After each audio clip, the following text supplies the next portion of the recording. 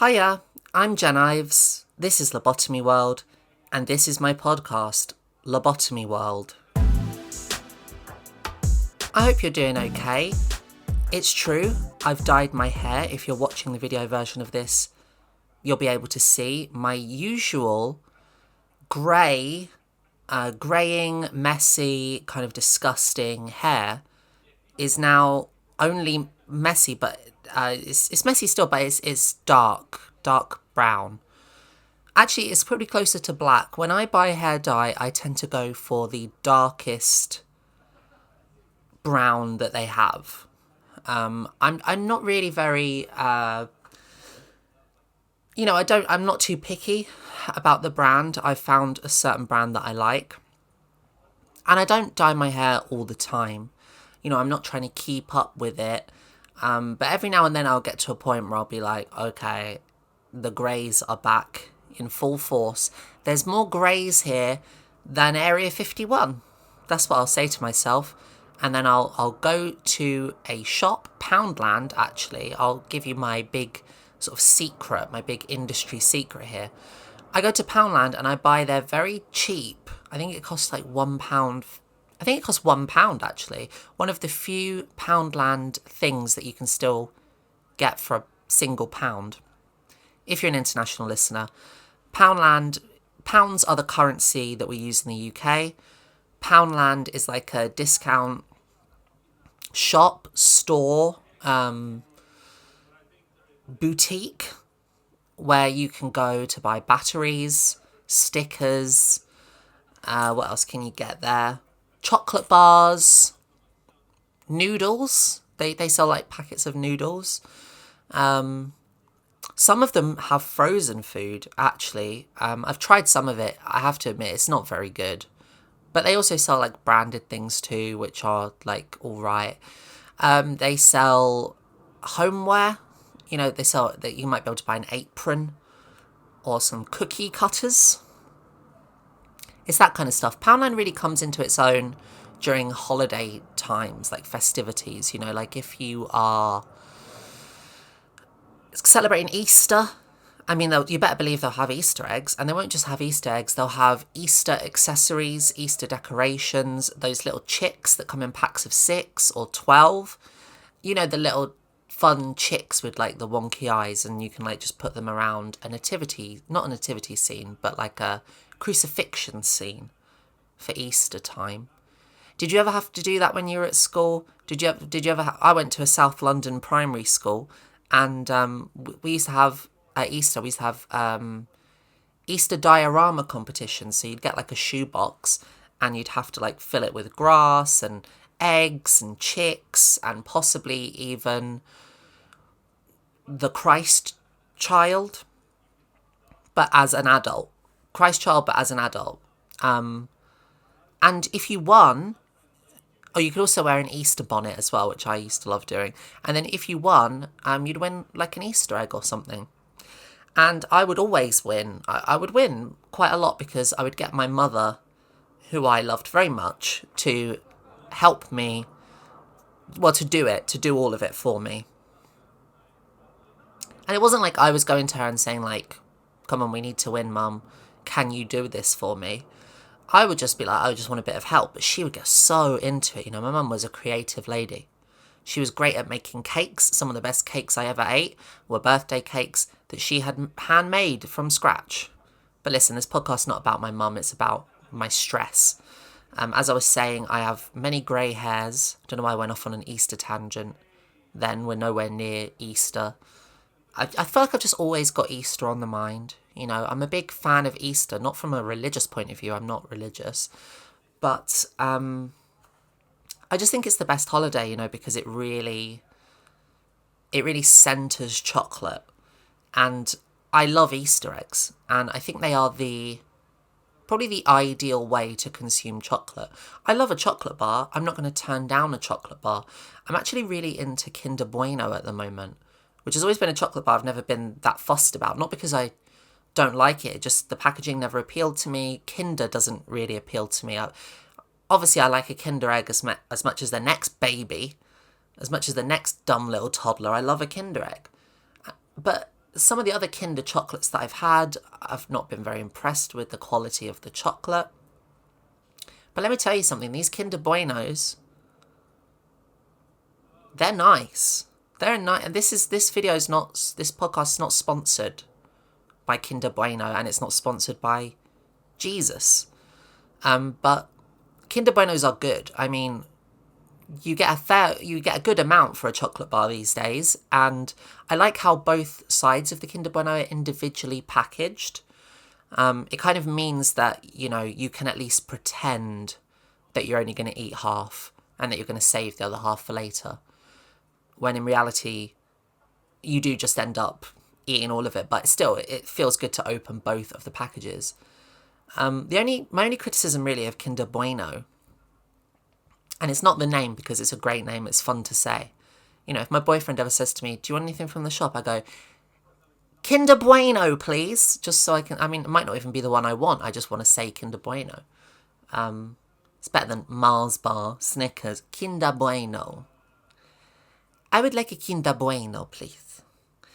But the one criticism I would have of it is that sometimes when you open it, or if it's been roughhoused a little bit, maybe as the newsagent takes it out of the box and throws it on the stand or whatever, you know, there's some these chocolate bars, they go through a lot from factory to newsagents. Sometimes you'll open it and the little kind of sprinkles that are on it, they'll go everywhere.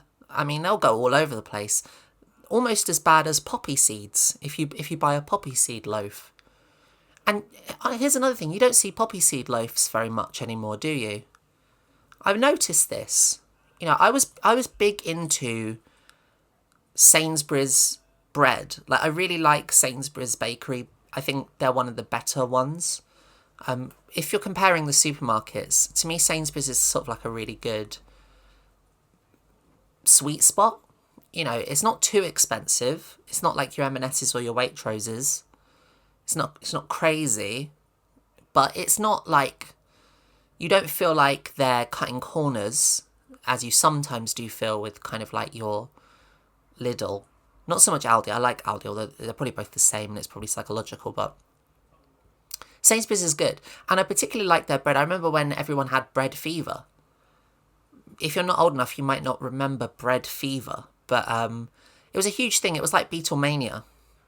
They were writing think pieces about it, you know, there were interviews about it. And it's when Sainsbury's started letting you cut your own bread. Over here we have this thing, we still have it, where if you took one of the loaves that Sainsbury's had baked that day, and what they would do is they would bake it and it would be uncut. There would be no slicing going on. You know, to like maintain the integrity of the loaf. Because the minute you start slicing it, it becomes a ticking time bomb, doesn't it? It's like, it's going to go off slightly faster, or at least stale. And, you know, why should somebody else get to cut your loaf? It's a good question. Anyway, they developed these machines, these terrifying machines. Okay, and what they are is they're like incubators. You know, like an incubator that you put a baby in when it's kind of not well. They're just like that. They have like a little hatch door, and you open it, and what you do is you put the bread in there, and then you close it, and then there's like a big red button, and you press it, and the machine in a Saw movie, it slices through the loaf in a kind of dull but effective mechanical manner. And, you know, don't get them mixed up with an incubator, because that's got to be the worst way to go, you know. And they do frighten me, those machines. They are intimidating. They feel like the kind of thing that your regular customer just simply shouldn't have access to. Like it feels like there should be training involved to use the bread cutter. I know they are safe, technically. Like, they're not, I don't think you can turn them on if the door's open or whatever. But, you know, kids run around the supermarket on their own sometimes. And, you know, there are people out there who get curious. Someone might try and put something in there that they shouldn't, like a toilet roll or a pack of digestive biscuits, just to see what happens. Or a small dog. I bet someone out there's done that. Google that. See if there have ever been any incidents with bread cutters. In fact, why am I asking you to do it? I'll do it. I'll look it up. So, bread cutter incident. An incident at a leading sandwich bread maker's factory which led to the amputation of a worker's finger has landed the company with a £360,000 fine. Okay, well that's not what I'm looking for. I'm talking about the supermarket ones. So let's type supermarket, and that's just someone's finger. I mean, is a finger worth £360,000? I don't know. I mean, good for them that they got the money, but no, I guess, okay, I don't see anything on it really. I guess they are safe. Anyway, the point I'm trying to make is that at the height of bread fever, you could get poppy seed loaves pretty regularly. I mean, they were very popular. A poppy seed loaf is just like a regular white bread kind of loaf, crusty roll kind of loaf, but it has loads of little black poppy seeds all over it, and it's delicious. I maintain it's the best bread. I love it. I'm addicted to it even. It's the nicest. Have a poppy seed loaf with some real butter on it. Salted real butter, like Premier butter from France. Like, have that. You will. That's all you need, really. That's all you need to eat. Like, I wouldn't need any other fancy foods. That's it. But good luck finding a poppy seed loaf these days. This is my poppy seed loaf challenge to you. If you are a regular listener of this podcast, a regular viewer of the vodcast, I want to challenge you.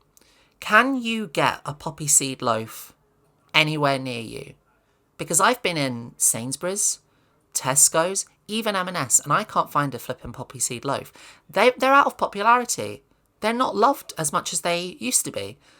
But just to circle back, I was talking about Kinder Bueno. That's the only issue with poppy seed loaves is the same issue as with the Kinder Bueno, is that, like, a lot of the time, the poppy seeds, I don't know what they're sticking those poppy seeds on there with, but, half the time, most of those poppy seeds aren't making it out of the bag. Like, in the bag, it looks so promising. It's like, wow, look at all those poppy seeds. I can't wait to eat all of those poppy seeds, get them stuck in my teeth, have them all down the front of me, and then you'll take the bread out of the bag, even gently, and 90% of those poppy seeds, they're falling off. They're going everywhere. They're going all over the floor. So that's an issue that the Kinder Bueno has and the poppy seed. Maybe that's why they cancelled the poppy seed loaf. Maybe that's why it got cancelled, and it's never coming back in this woke society. But just to double back, because obviously today I'm on a bit of a rambly one, I do have grey hair. I do. It's not something that I love. I'm not particularly happy about it. I am only just turned 35, which I know isn't young. I'm not a spring chicken. But I've had this grey hair thing going on for probably about 10 years, maybe even slightly longer. I think I mainly got my grey hair from stress, honestly. And it's not something that I ever used to believe. You hear these stories about these people that see a ghost and they get so stressed about seeing a ghost that they get so scared, they get the willies so bad that their hair turns completely white. There's that song, isn't there, by the Crash Test Dummies about the boy who got the grey hair and stuff. And, it doesn't sound true. It doesn't sound like something that makes a lot of sense. Like, how can being shocked, how can being scared, or how can being stressed result in your hair sort of permanently changing colour? But all I know is that, 15 or so years ago, I was going through one of the pretty stressful times. I was a carer for my mum, and that was very stressful. And I was dealing with grief for my mum, and then transition, and coming out and all the stress of that. I was a very stressed person back then, and my hair did go white. It did. And so nowadays, every month or so, I have to go to Poundland and buy a very affordable hair dye and then dye my hair. And, you know, I don't really have a problem with doing it. It's kind of fun to do it. But it would be nice if I didn't have to do it. But see, I'm kind of worried now because that hair dye that I get from Poundland is actually decent. Like, it's a good hair dye. I mean, it's nothing special, but it lasts long enough. It lasts just as long as any of the permanent hair dyes I used to buy when I used to buy them from Superdrug or Boots, like an absolute chump. When I was spending like £4, £5 on it. You don't, unless you are wanting your hair like some sort of like fluorescent colour, like if you're going for like a neon sort of pink or green, you really don't have to waste your time with like expensive hair dyes. You can just get the Poundland one. It does the job pretty well. But I'm worried now because that's a good hair dye and it's a very affordable hair dye. And Poundland, if you don't know, I'm sorry to be the person to break the news to you, but Poundland has just been sold. Poundland has been sold, and this is funny. This is like a bit of funny topical, kind of like have I got news for you style headline. And it's true as well. Listen to this. Poundland sold for £1, with dozens of store closures expected. Obviously, the end part of that sentence, the dozens of store closures expected, that's not funny. Like, that's quite sad. A lot of people are probably going to lose their jobs, and that's never really funny, is it? There's a Poundland sort of on my road, and the staff in there are really nice, and they do a pretty good job. You know, the shelves are always stocked. They're friendly when you go up to them and you pay at the counter. I don't want to think of them, you know, losing their job. But Poundland being sold for £1, the first part of that sentence, that is funny. Because it's Poundland, isn't it? And, you know, if I was like a have I got news for you writer, if I was pitching jokes for like, who's on that show? Who do they have on that? They have like, you know, awful people, like people I don't like on there. They'll have like, I don't know. I don't watch it. I know they talk about the news. Sometimes they have like a journalist on. So maybe I'd be writing a joke for like some journalist who doesn't do comedy or whatever. I guess I would be like, my joke would be something like, the prompt from the host would be like, hey, have you heard that Poundland is closing? And then the journalist could chime in and go, yes, I heard it's being sold for £1, funnily enough. And then the presenter would go, £1? That's ironic. And then the joke I would write would be for the journalist, and they would say, it is ironic. You can't get anything for £1 in there these days. And then if the audience don't laugh, that's okay, because it's a panel show and they can always like edit in a different laugh from a different part of the panel show into that bit. Anyway, I'm going to read some of this article. And it is sad because, you know, Poundland at its peak was a very special place. You know, Poundland was an exciting store. Originally, when Poundland first came out, it had competition. Actually, it wasn't the only Poundland on the block. I mean, there was another one that came out alongside it called the 99p store. I don't know how many people remember the 99p store, but you have to be mad if you're Poundland, right? Poundland comes out and they're like, we've got this great idea. Everything's £1. Anything you want in here, it's £1. If you're a kid and you've got your pocket money and it's £1, guess what? You're walking away with something. Then the 99p store comes onto the scene and goes, listen, don't go there. Their prices are inflated. That's too much. Everything in our store is a penny less than that. We're the 99p store. You can get anything in here for 99p and you're going to walk away with a penny change. So if you came here 100 times, you could get essentially a free gift. But what happened is that people were naturally then very distrusting of the 99p store, because they would be thinking, I don't know, 99p, that seems a little bit cheap. I don't know if the quality is going to be there that in the same way that it is with the pound store, Poundland. And they sold pretty much the same things, but, you know, psychologically, I think people were like, I'd rather buy my Coldplay CDs from Poundland just because I don't trust the 99p store. I think the ones in there are probably all scratched or whatever.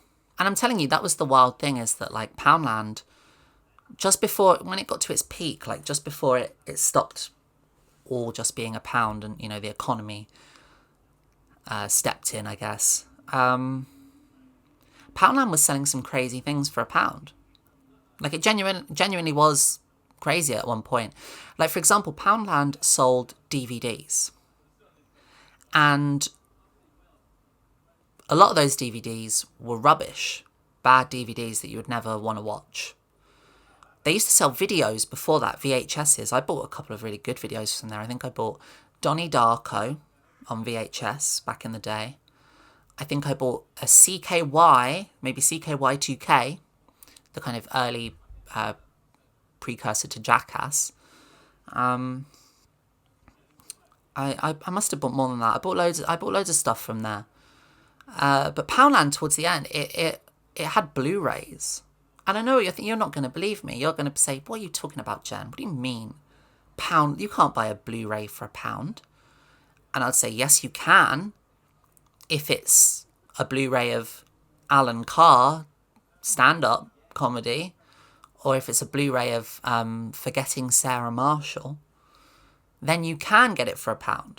If it's a Blu-ray of Harry Hill the movie, then, you know, it will be in Poundland.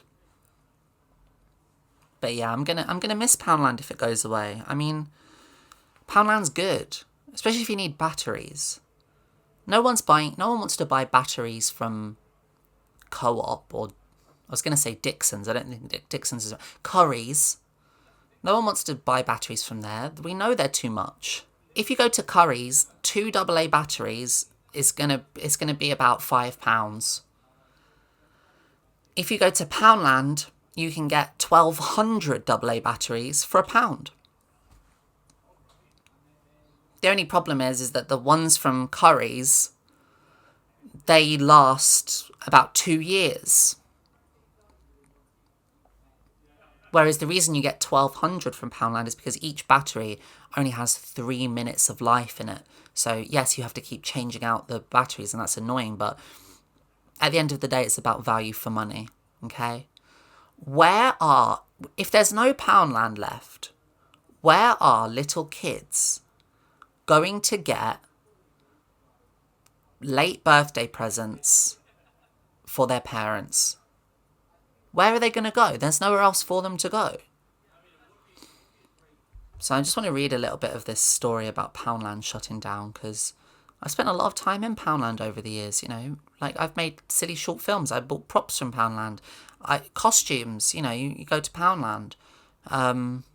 If you need those little containers to put food in, you know, like leftover food, if you're going to freeze it, or, you know, doing meal prep or something like that, Poundland is the place to go. So this article says the discount retail chain Poundland is expected to close dozens of its stores. Okay, well, dozens isn't a lot. I suppose if it's, multiple dozens. We don't know how many dozens it is. I always feel like dozens is a weird way to count things. You don't count in 12s. The discount retail chain Poundland is expected to close dozens of its stores after it was sold to the investment company Gordon Brothers for £1. Like, is that a joke? Like, selling it for £1, is that some kind of, like, weird, sick joke or something? Like, they were asking for, like, 5 million or something, and they were like, listen, we'll give you £1. It's that or nothing. It says here that Poundland was founded in 1990, which is... that feels wrong to me. Not to be, like, one of those conspiracy people, not to be, like, Mandela effect or whatever, but... I was born in 1990, and I don't really think of Poundland as, like, a constant in my life. I feel like it came about during my lifetime. But if that's what it says, and that's what it says. It says here that it moved away from its £1 model in 2019, bringing in what it called a new pricing structure, although in recent months it has tried to win back customers by increasing the number of £1 products it sells. So basically, like, they don't know what they're doing. It's very sad. I'm not an expert on business or anything like that. In fact, I'm very objectively terrible with that kind of thing.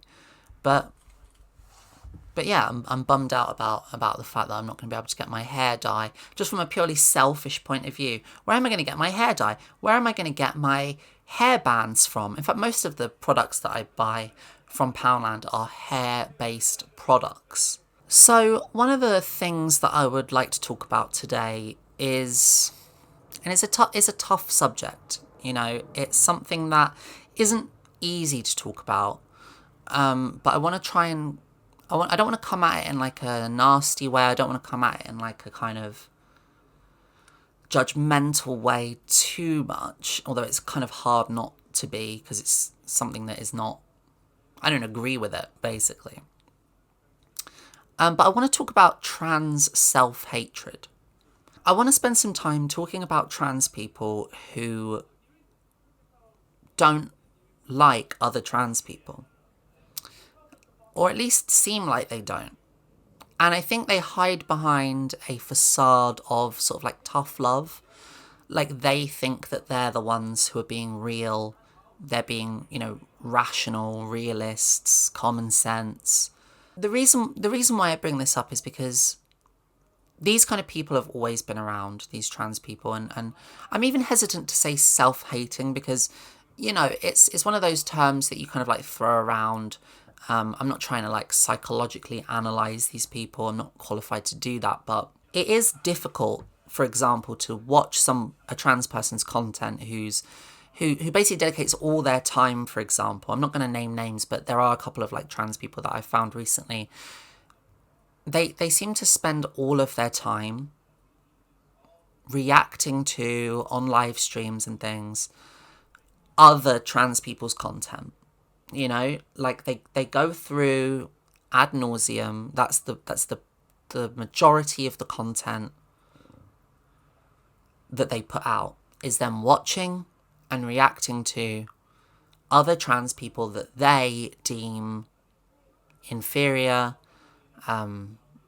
mentally ill, captured, which is the new big word at the moment. Have you noticed that everyone's saying captured? Just, you know, sometimes when there's just like a new word doing the rounds and you just get sick of it. Like captured is the one that I hear all the time. You're captured by the ideology. You're captured by, it's like, save the captured, save that for people who, I don't know, Pokemon or something, right? Sorry, just a bit of humour, a bit of levity there. Imagine that would be a good joke on Have I Got New News for You? Have I got new news for you? But yeah, you know, I mean, I go down these rabbit holes sometimes because I'm morbidly fascinated by it. I mean, these people have always existed, like trans people who, whether they realise they're doing it or not, trans people who like pander to transphobic people, bizarrely, in order to sort of like gain points with them for whatever reason. I mean, they may have multiple reasons for doing this. I don't know. All I can do is like say what I see and like make my interpretation of it. And as I say, we've always had people like this. I think one of the most prominent ones is Buck Angel, who is a trans man, porn star, famous for making lots of sex toys and being very outspoken in the sort of 2000s. But who, unfortunately, over the past sort of, I don't know how long, like decade maybe longer, I don't know, has seemingly just like decided to dedicate all of his time to that exact thing I was talking about, which is reacting to other people's content, you know, really kind of like picking through just, you know, teenagers, kids sometimes, just kind of like doing the sort of like Stephen Crowder thing, you know, which is like, I'm gonna have one-sided arguments with trans people I've never met, who are significantly younger than me on their own journeys, and I'm going to destroy them with facts and logic, etc., etc. But it's funny because they see themselves as rational. You know, they see themselves as the antidote to like all the other wacky trannies out there. But I don't know, it's weird because I'm seeing it, you know, more and more and more. And that's, you know, that's partly because of the way that social media works. You know, like a lot of people these days, I do spend a lot of time scrolling through reels and looking at YouTube and all these things. And as a result, these sort of like algorithm-led services, they show you not what you want to see. I don't buy into that at all. They show you what they want you to see for whatever reason. You know, I never have stated that I want to see loads of bizarrely racist content on my reels. I've never stated that I want to see gore, beheadings, things like that on my reels. And yet, those are some of the things that I seem to get all the time. And transphobia really is the same thing. I think I'm not even going to pretend to understand how it works algorithmically, but like I'm sure my algorithm does know that I'm trans, and I don't think it really differentiates between anything that has the hashtag trans on it. So as a result, I get lots and lots of, you know, deeply transphobic stuff. And unfortunately, sometimes the stuff I get is trans people themselves being deeply transphobic to a point where you wonder sometimes, like, how do you not see the sort of cognitive dissonance with this? You know, it's really quite baffling. I'm still kind of like trying to make sense of it a lot of the time. You know, I'm not claiming to have all the answers on it, but I do find it deeply fascinating. And the reason why I'm hesitant to like name and shame people on this, there's a few trans women out there, influencers, you know, on the socials and on YouTube and all of varying different sort of like follow accounts and things. And they're not the majority, but there's enough of them to notice that have started taking this, what I perceive to be a self-preservationist perspective or a self-preservationist positioning, right? And what I mean by that is, I mean that I believe that the main impulse to do this, and again, whether they are conscious of it or not, because sometimes people aren't conscious of what they're doing. Sometimes when people do and say things online, it's not because they've got this calculated plan. It's as much to do with like the environment that we're in as anything else, you know. And we are currently in an environment that is extremely hostile to trans people right now. I don't, you know, I've been out as a trans person for nearly 15 years. I've seen things feel like they're getting better. I've been at times when I feel like things are getting worse.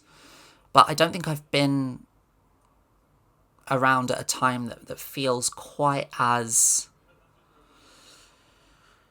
reactionary and misinformed and hateful towards trans people now, particularly online, you know.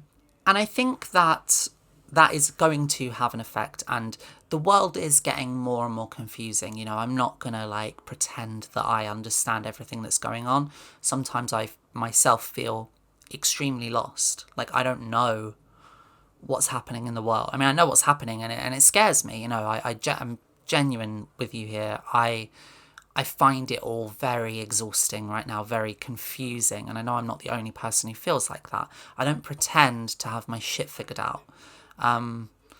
You can say a lot of things about me, but I don't actually like to pretend that I have all the answers. You know, I'm very, I'm opinionated, definitely, but I'm also just trying to do my best with it. But what I would say is that I can totally see not agree with, but logically see a scenario in which, in this landscape that is so hostile towards trans people right now, I can certainly see why somebody might feel inclined to punch out laterally, to say, this is their fault. This isn't my fault. I made that video, didn't I, a couple of weeks ago about the trans-hating gay men. And a big part of that video was kind of about how these particular transphobic gay guys that I was talking about, they seemingly blame queer people and trans people for the sort of like turning tide against LGBT people. Sort of like the way they see it is that all gay people ever wanted was just to be like treated as normal members of society, to get married and have kids and, conform socially, be hardworking members of society. But the way they frame it is that like they have a very simplistic timeline of what they believe to have happened. It's all very quite black and white, really. That they see it as like, trans people and queer people kind of went too far and kind of were too in your face and they wanted too much, and we kind of bit the hand that fed us. And listen, I know it sounds, it is ridiculous, but that is what, unfortunately that is what they believe. So it's important for us to kind of like think about it a little bit. And it's kind of strange because those are the exact things that people were saying about gay people who were then fighting for their right to be recognised and get married, like back in the day. Like, that's how they were treated. And for every gay advancement, there have always been other gays who say the same thing. No, this is too far. There are disagreements about this still all the time. There are gay men out there who believe that they should get married and have kids and like I said, conform and fit in. And there's nothing wrong with that at all. I mean, being a member of society is actually the ultimate goal, even for trans and queer people. Like, we want to be a part of society, regardless of what these people tell you. It's not true that we want to be different. Like, we want to be a part of society. I think the problem comes from society so long saying, no, you can't. Like, we want to be a part of society, but you have to keep a part of your culture. You have to keep a part of who you are. You have to. That's integrity, You can't conform completely. We can't all just shop at Uniqlo and have 2.4 kids. Like, that's not how it's going to work. But at the same time, there have always been gay people who have spoken negatively about gay marriage, for example. There are gay men out there who want nothing to do with gay marriage and think that it was the wrong fight to be having. You hear this a lot from sort of gays from the 70s and 80s who, some of them, like filmmakers, novelists, biographers, like people like that I listen to, and they say things like, it sanitized and normalized everything. Like, we liked the part of the lifestyle that was naughty. We liked the part of the lifestyle that was taboo. We liked the cottaging. We liked this. And it's like, okay, but like, that doesn't mean that people shouldn't be allowed to also get married.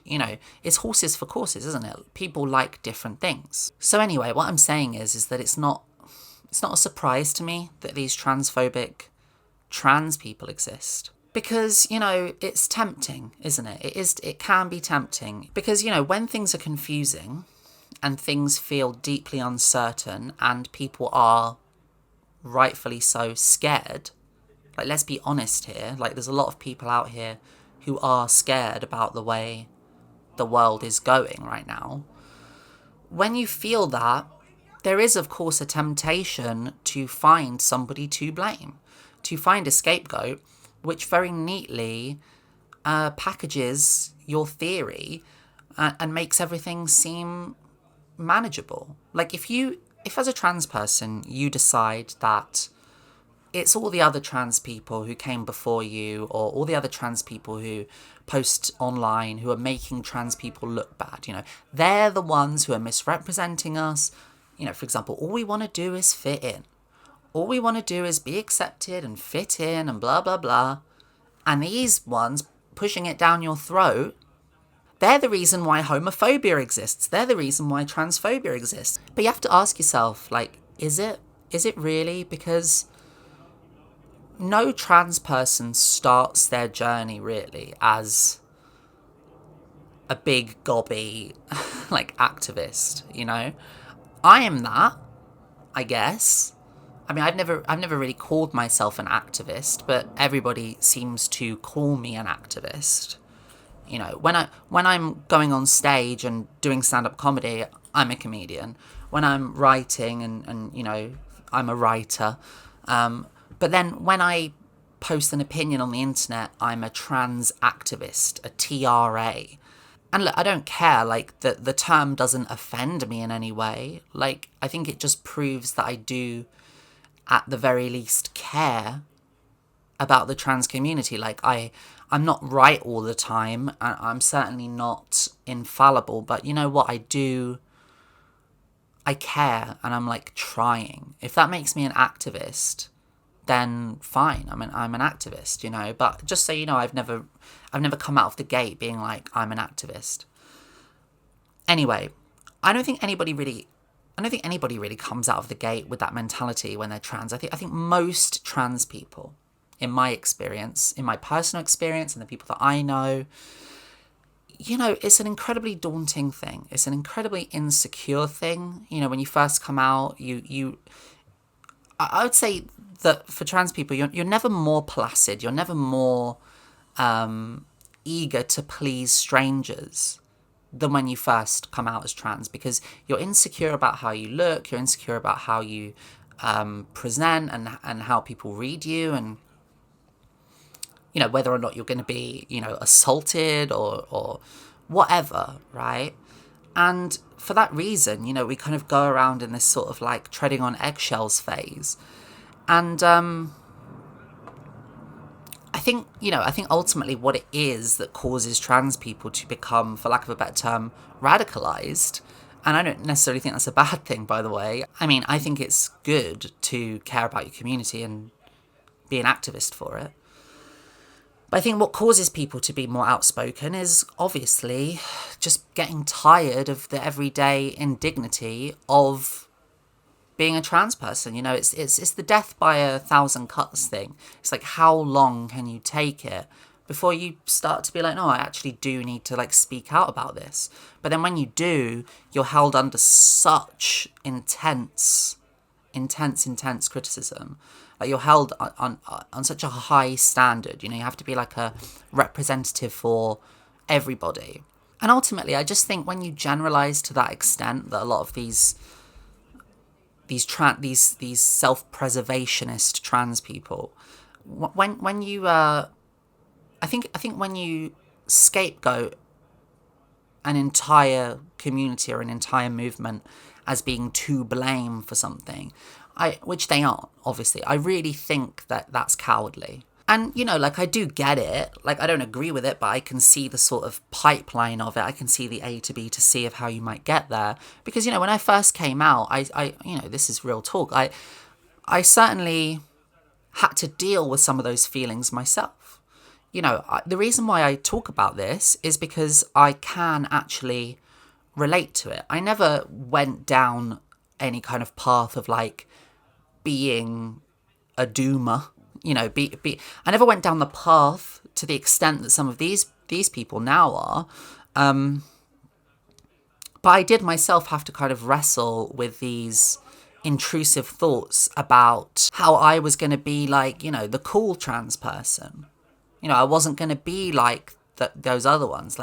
This ain't your grandma's trans person. Do you know what I mean? And I look back on that in a cringy way, but I know why I was thinking that way.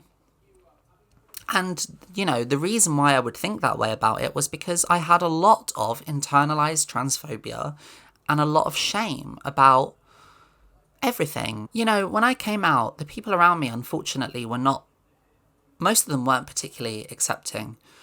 I had a tough time. And I think in that moment where I was sort of trying to navigate between these worlds and I was kind of trying to win people back and convince people that actually, you know, no, I'm still the same person I always was, which obviously you are, but you're also kind of not, you know, because you start having different experiences. I'm happy to say that it didn't take me very long to snap out of that. And what really helped me with that, actually, was meeting and socializing with other parts of the community that I actually did not, as of yet, have any kind of meaningful in-person interaction with until then. And it's amazing what that can do for you. You know, it's amazing what making a couple of friends can do to help. I'll tell you the main example, though, that I had with it is I remember when I first came out, I was encouraged by a counsellor to go to a trans support group, okay? Because I didn't know any other trans people, not really. And so I went to this trans support group, and the trans support group, the first, like I came out like just before I was like 20. I was about 20 when I came out. And everyone in this support group was sort of more so in their 50s and 60s, you know. They were a different generation, almost entirely. There was like a couple of trans men there as well who I had some unhelpful conversations with. They were definitely at that point that I was just talking about where they were a little bit kind of... I can't speak for them. I don't know where they were, but they were speaking in very like sort of trans medicalist ways. And this group, you know, they weren't bad people in it at all. They were all very nice people, but it just wasn't age appropriate. For whatever reason, it was just mainly made up of older trans people. And as a result, their perspectives on life left me feeling a little bit dejected and a little bit kind of at odds with it. Like I did not identify with them and their perspectives on life. And I went away from that meeting being like, that's not what I am. I don't agree with that. I must not be that. And, you know, part of growing up is, part of living is realising that people are insanely complicated. You know, people's reasons for doing and saying things are... like, you never know where someone is coming from. So a trans woman who is at a point where she's struggling, maybe she's at a kind of a doomer perspective because maybe she, one, either doesn't pass as well as she thinks she should be. And that is a real thing. That is a real pain that a lot of trans people go through. Okay? I'm not saying this to be mean. It's also why I'm not explicitly calling anybody out. I'm just saying we all have different parts of our journey, you know? It's hard when all of us start, and we're lucky if we get to a point where we start to feel less dysphoric and more comfortable in our skin. And so it can often be tempting when you are not having a good day, when you feel like you're not making the progress that you want to make. You know, it can be easy to fall into a kind of black pit of despair. And then that can, you know, kind of manifest itself as realism. You know, I'm a realist. And then you start to get these trans people who openly refer to themselves as men, even though the whole end goal, you know, the whole point of transition is to live as a woman if you are male to female. And here's the thing, I know it's not as simple as that. I know there's lots of space in between, but it is a strange scenario when you have somebody like Debbie Hayton or others that I won't name who allow themselves to be degraded by transphobes, by TERFs and active and anti-trans activists. They allow themselves to be called men, and they allow themselves to be insulted publicly out of this kind of weird allegiance to apparent biological reality. And it's like, even if you believe biologically that you are a man, even if that's the hardline stance that you're taking on this, you should still have a little bit more backbone and at least ask these apparent friends of yours that you have, these apparent allies in rationality. You should at least want a little bit of mutual respect there, because it's hard to see stuff like that and not be embarrassed, not to kind of cringe a little bit, because it's so debasing, and it's your choice at the end of the day. If you want to be debased publicly and just roll over on it, that's okay. But I do fear that it comes from a place of kind of self-hatred. I know it's not popular to talk about self-hatred, but it's really difficult not to read that as self-hatred. You're not only you're almost like self-flagellating, like you're allowing this pain to happen to you. And let's not lie here. Any trans person is going to feel a little bit of pain, psychological pain, at being referred to as a man. Like, it's just it's embarrassing. It's really, really very sad. And then, I can see why a trans person would want to deflect, would want to position themselves as the one who has it all figured out, the only one who gets it. I've seen through the matrix. I've seen through the nonsense. I'm a rational, person. Well, I'm sorry, babe, but like, we're not. None of us are. I'm not talking about trans people. I'm talking about all of us, like human beings. Like, none of us have it figured out, really. And yeah, that might be a cop-out to say, but sometimes it needs to be said. Sometimes you need to heave out the Socrates. It's embarrassing to see people speak with such authority. And I guess the last thing that I want to say about trans people who attack other trans people for being the problem, or you see it a lot on Instagram. You see a lot of people coming after specific creators because they're apparently being a bad example to everyone else. I just want you to remember that it isn't that binary. It's not that black and white. There are plenty of people, trust me, plenty of people who will see your content, the thing that you do, and they will have a different moral barometer, and they simply won't care if you are empathetic to TERFs and transphobic, biologically essentialist ideology. Like, they won't care.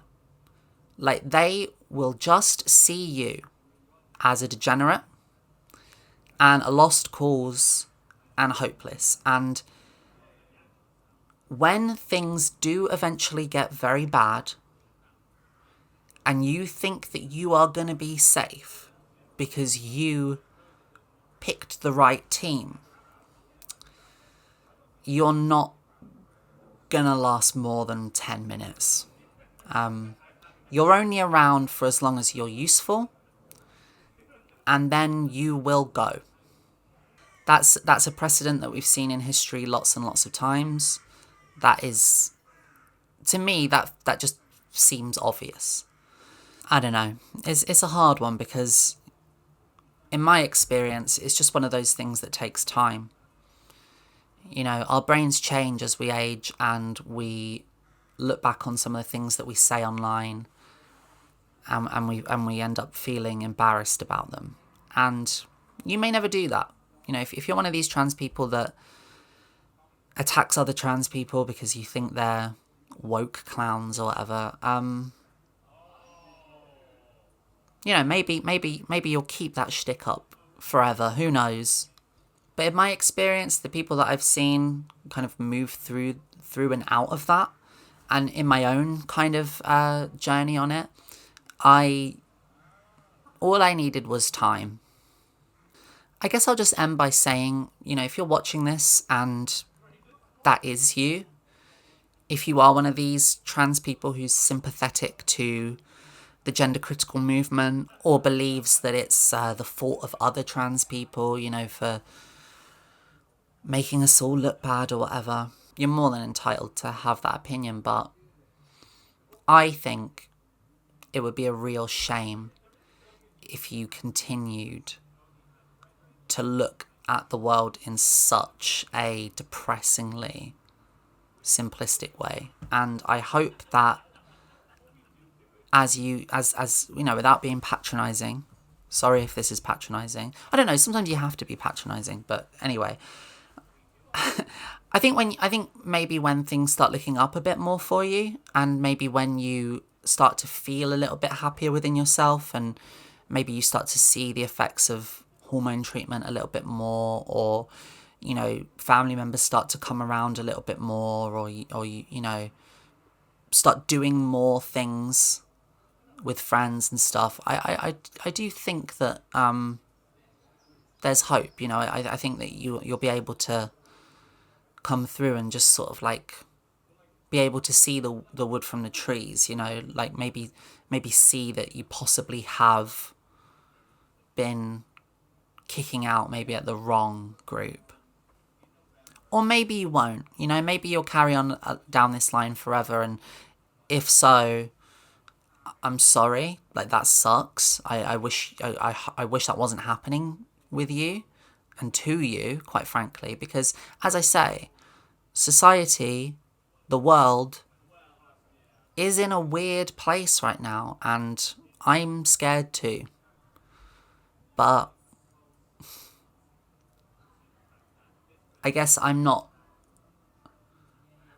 feel like some answers would be nice, but I'm definitely not expecting them, I'm not expecting to get out of this life knowing everything, having it all figured out. And I don't always know who the right people are to align with. You can never really be sure. You never know if you're in a bad crowd or not. But I'll tell you, I do know who not to align with. I definitely know and have a good sense of who's definitely off the table. And I think some of you don't have that same intuition. So anyway, that's been the podcast for today. I hope you enjoyed it. It wasn't the most upbeat one, but it was just something that I really, really wanted to talk about. If you would like to subscribe, please do. That would be really useful. If you'd like to become a member on the YouTube, you can do that and you'll get access to members-only videos. I'm going to, in fact, be uploading one with this video. So if you're watching this now, there already is a new members episode. You can become a member to join up. If you don't want to deal with the whole YouTube membership thing, you can become a Patreon at patreon.com/Lobotomy World.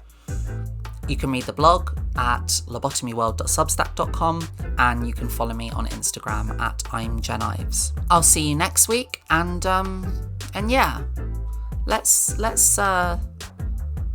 all just be friends, shall we? Or not, whatever. Okay, bye. And try my best to be as honest as I can be. That's been a really interesting exercise for me. I'm not always the most open person in the world, particularly to strangers on the internet. But I'm pushing myself, I'm pushing myself to not hide behind the sort of veil of irony too much anymore, and not to be like, oh, I'm mysterious, and no one knows the real Jen. It's like, no one cares.